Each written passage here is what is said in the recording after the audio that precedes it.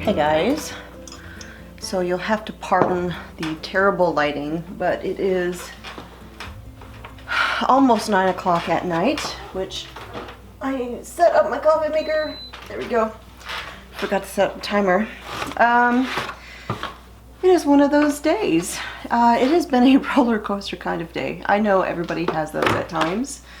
And as I said, it is almost 9 o'clock at night. And I'm starting seeds, tomato seeds. So last night we had the second of 2 nights in a row of freezing temps. And of course I hadn't really planted much of anything out in the garden other than my green stalk, which is up on the porch, so it was sheltered. I have some perennials, things that have come back on their own. And my tomato plants, which I started back in February, were in the cold frame. And during the day I open them up, and then in the evening I cover them back up. Unless of course it's cold, then I keep them covered, and I have a shade cloth out there so they don't get too hot, and I can cover them with that and all of that. And it was evening and we were kind of winding down, and I remembered, oh, it's another cold night, I need to go out there and cover things up, because I needed to cover up the tomato plants, but then also I have blueberries out there that are actually beginning to ripen, and I needed to cover those up. And I had been sitting down for the first time all day. I got this amazing foot massager machine. It's fantastic. A friend of mine recommended it, and I had just been enjoying that. And I remembered I needed to go cover things up, and I told Mr. Smith, oh, I need to go cover up the tomatoes. And he said, oh, don't worry, I already covered them up. So I went out the front door, and because the blueberries are out in the front garden, so I went out the front, covered up the blueberries, called it a night. And I got up this morning, and man, it was going to be a good day. I was so excited because it was time to plant, and you can't see it, but I have all my seed cases out here on the table. I was ready, buddy. Got my garden journal right here. I have a diagram drawn out so I can do a rough draft of what is going where. And I walked out the door this morning to do chores right after the sun came up, and my heart sank. He covered them. But let me just say, Mr. Smith is not a gardener, and he thought, you know, well, this is what she's covering them with, and he covered them up. The only thing he put over them was the shade cloth. And the shade cloth was not going to protect them from a freeze. And I think I've lost all of my tomato plants. My heart sank. But I couldn't be mad at him. He didn't know. He's not a gardener. That's not his thing. Hi, baby. Please don't get hair in my tea. So I sat there and I looked at my poor tomato plants, just devastated. Well, the tomato plants were devastated, believe me. And he said, I guess I'm gonna need to buy you some tomato plants. And I said to him, I'm like, you can't buy these tomato plants. They don't sell these. So we're starting over. I'm a little heartbroken, but I'm not upset with Mr. Smith. Like I said, he didn't know, and I should have done it myself. So I'm starting over again.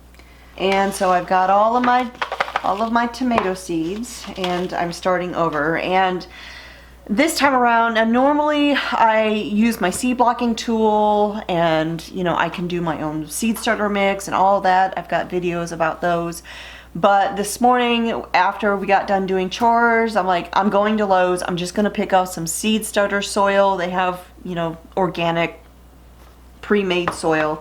So I ran there and I picked that up. And lo and behold, while I was there, I actually ran into somebody, one of my local viewers. So it was really nice to get to meet her. I didn't have a lot of time to chat with her. I chatted with her for a few minutes. Very sweet lady. Ava, baby, I know I love you too. And so we chatted a little bit, but she is from the area. She is a native. And I got to meet her, and I love that. You know, I've had people tell me in the past that they've seen me places, but then they didn't want to interrupt me, or they didn't, you know, whatever. If you ever see me out in public somewhere, please stop me and say hello. I absolutely love meeting you guys.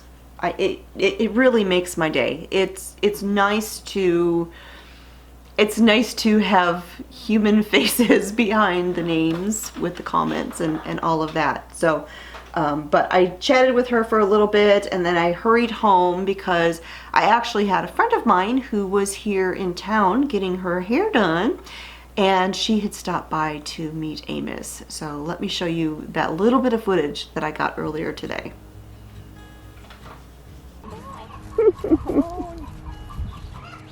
He's like, nope, no thanks, not today. And Sophie's all jelly. Come here, Sophie. I love when you, yes. You don't like that boy, do you? Here, Amos. You gotta get used Amos. to. Or just a little jelly, huh? Here, baby.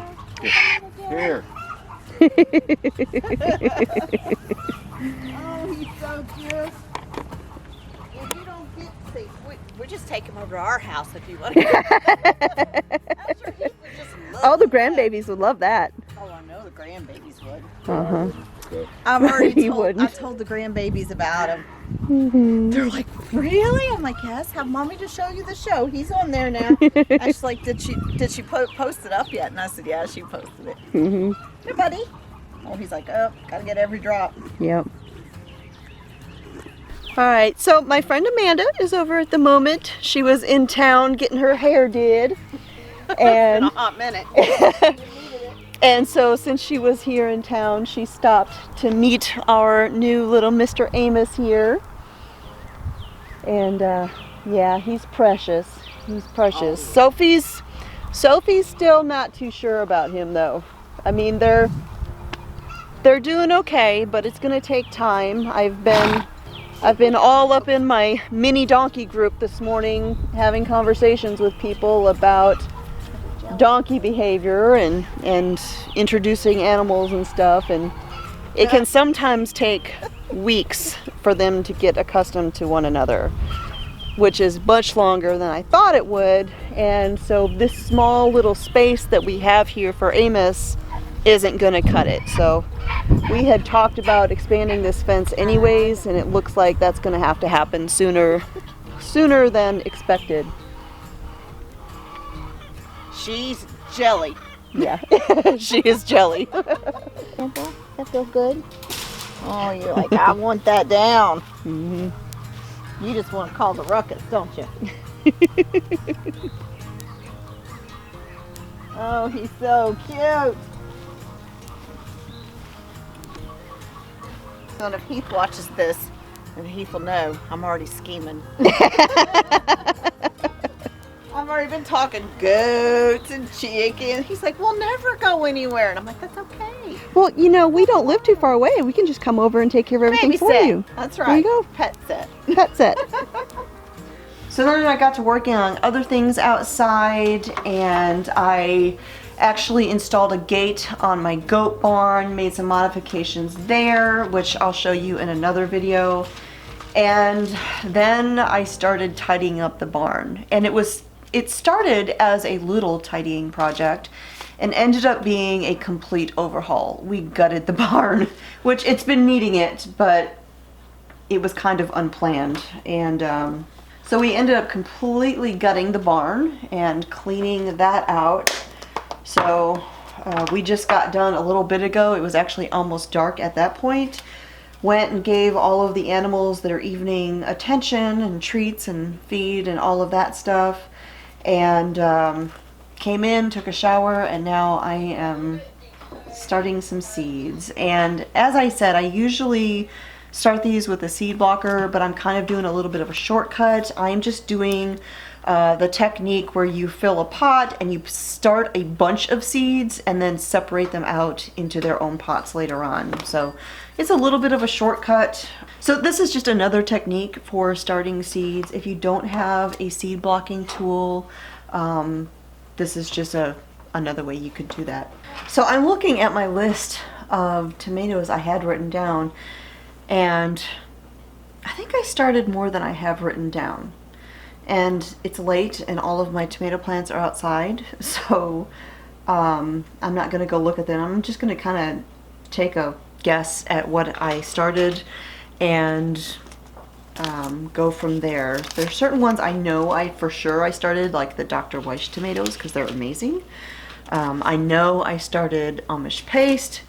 I know I did the Florida 91s, which that one is actually a hybrid that I have talked about. I got this from Haas Tools. I've had a lot of questions about this variety. It is made for these hot and humid, the hot and humid climate that we have here. I think I'm also going to start some of these Tachi tomatoes. Yes, so Tachi. Basically, you doing it in this method, I'm just going to sprinkle a bunch of seeds over the top of each pot, cover them with a little bit of soil, and just let them grow. And as they begin to come up, then I will just separate them all out into their own pots. And to be honest, I may just go ahead and pick up a few tomato plants, a few starts at my local farmers co-op. They do have a good variety. Of course, it's not the ones that I'm growing here, but they do actually have a few heirlooms, and so yeah, I'm just so anxious to get everything in the ground.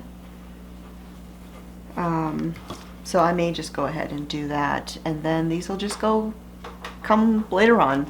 You know, things like this happen. And it makes me grateful that I do have a very long growing season here in northern Alabama. This is actually not the first time I've had to do this. This happened, well, something like this happened a couple of years ago. I had started tomatoes, and they were beautiful, and they were ready to go in the ground. They were like yay big, and I had used somebody's technique for tomatoes, and I don't know what I got wrong, but it killed every one of my tomato plants. And I had to start all over, and sometimes it just happens. Hopefully this is the only big disaster that I have this garden season, and if it is, then I'm glad we're getting it out of the way. Alright, let's see here. I'm going to plant some. These are the Berkeley pink tie-dye. We're gonna grow the Tachi, Florida 91, Amish paste, that's 6. Oh, Bella Rosas. I almost forgot that. So, I knew I grew more than 6. Bella Rosas. And what else? I'm looking at my packets to see which ones are open, because then it'll maybe help me remember which ones I started. I don't know, maybe I'm just going to be starting a whole different set. What is this? Purple Russians. I grew these last year. These were a free packet of seeds. Wasn't impressed with these. They just did not do very well. That's more Purple Russians. Okay, this Amish paste is already open, so I'll use that packet instead of this one.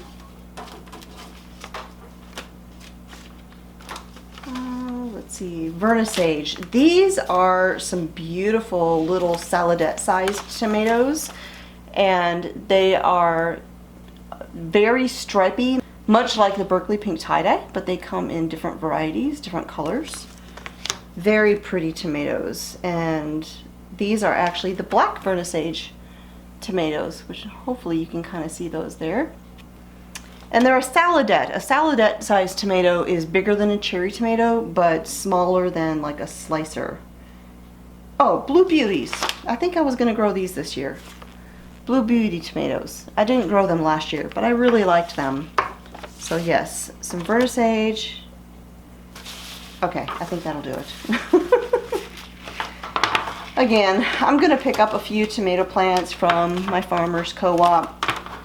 I don't know what all they have. I know they do have a few, just a couple heirloom tomatoes. I know they've got like Cherokee purples and things like that. So I will go ahead and pick up a few of those and just get some in the ground. So I need to fill 3 more pots. All right, so right here I've got my little tachi pot. Let me find my tachi seeds. And I'm really just going to sprinkle a handful of seeds. Well, not a handful, but a few, like maybe 10 or 12.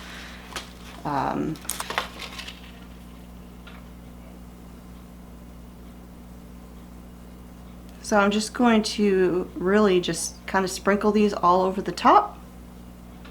I don't need too many. I'm going to do like 10 or 12 seeds of each, and I just sort of spread them out.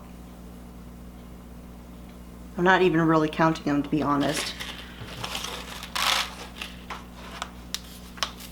Let's see, you can see like that. And those are easy to see because they're coated seeds.